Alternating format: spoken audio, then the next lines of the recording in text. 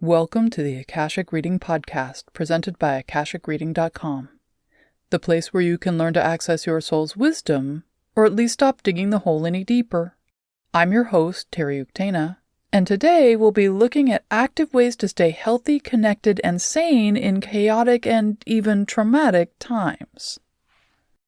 To quote Nanny Hoffman, give yourself what you need today.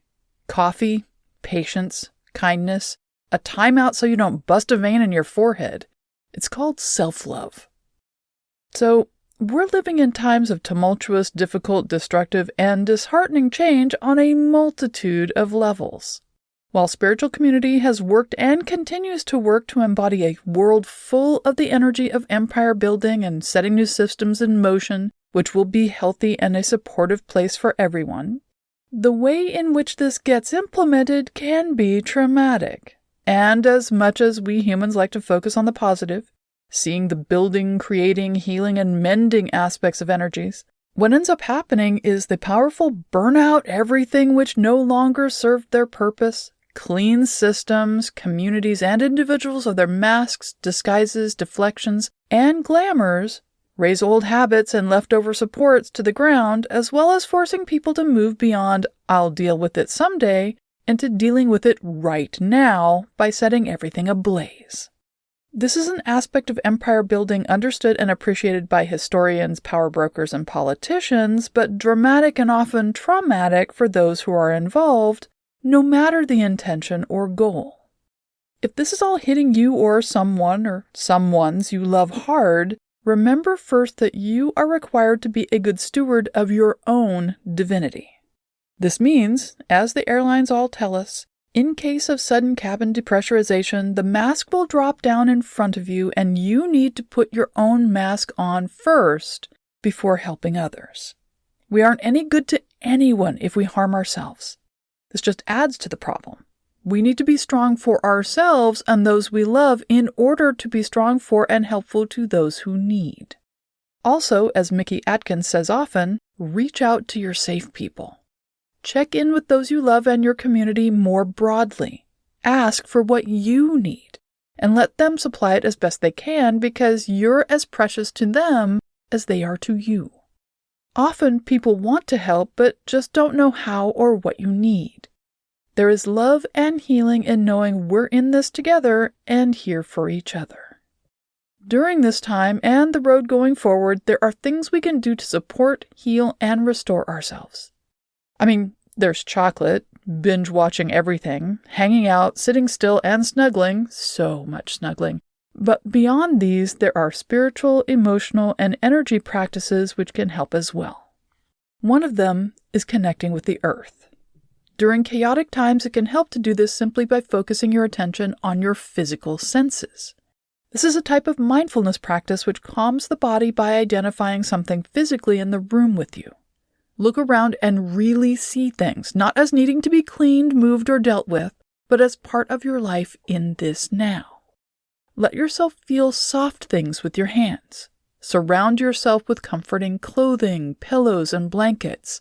Let your feet truly feel the carpet, the earth, or grass, depending on your weather. If you're going to do grounding exercises, I recommend not sinking your energy into the ground, but instead allowing the earth, the literal ground, to support you. Feel how you're supported by it, or connect into the energies of the earth to let whatever they're doing in the season fill and rejuvenate you. Feel yourself as one part of all this, connected to it and nourished by it. You're not alone. You're part of this and so much more. There's also a process of connecting with life force. There's an energy system or grid which is the constantly generating life force of all living things on this planet and flows like the ocean tides. We're part of this, our lives adding to it and being supported by it in each second of our day. This is in part what is meant by the phrase the web of life, but in its energetic form rather than day-to-day interactions. The life force grid is a positive, life-affirming energy which continues to flow unfazed by the difficulties in the moment. Connecting with it doesn't cause all the worries, pain, fear, or distress of others to come crashing in Instead, it allows us to feel the pulse of life, the affirmation of the eternal yes, which is flowing and emanating all around us. To connect into this grid, imagine seeing your neighborhood, city, community, or region from the air at night. See all the living beings as emanating golden light, and all of those lights connected by golden threads, weaving intricate patterns which light up the darkness, a dark which is velvety smooth and comforting rather than frightening. When you can see this, notice you too have a golden light, which is emanating from your core. From this light stretches golden threads in all directions. Allow yourself to feel your positive connections, to breathe into them and feel your light moving through them into the world, but the world also flowing golden light back through those connections to you. Let yourself fill with it until you are fully made of life, breathing life into yourself and the world. Stay as long as you wish. And you can also be a light in the darkness. In dark times, whether the coming of winter, war, or systemic destruction, we tend to forget or are dissuaded from remembering we are the light. Each of us is a piece of divinity which shines in the rich velvet of the darkness, whether in community or solitude. Yet if we choose, we can stop the outward flow, the riptide which is trying to drag us somewhere we don't wish to go, calling us out of ourselves, and instead open to allow the universal energy of Akasha to fill us.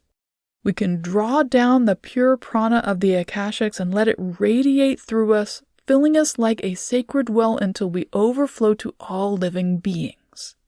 We can become the candle in the darkness, spreading light because this is our nature, and in so doing, reminding others they can do the same.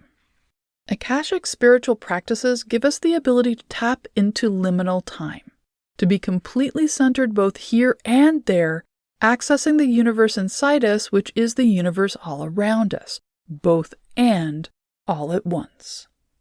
To do this, I recommend pulling Akasha into you rather than reaching out to the Akashics for insight or education.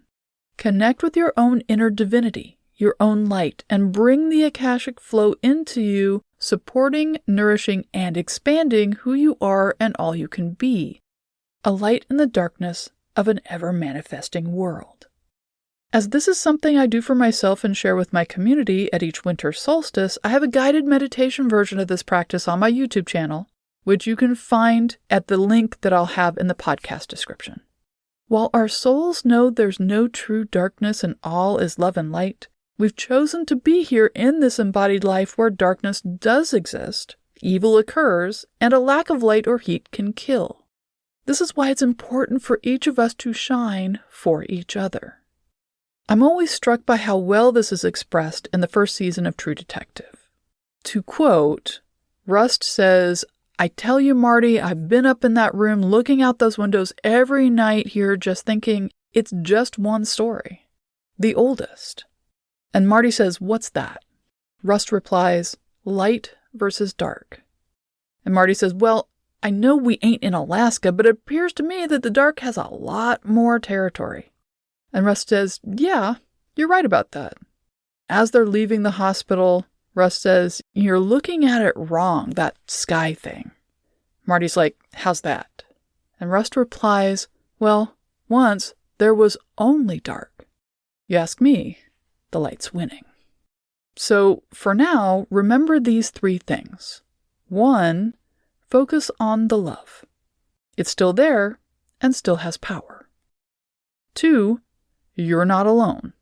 We're in this together, so reach out if you need support. And 3, this too shall pass.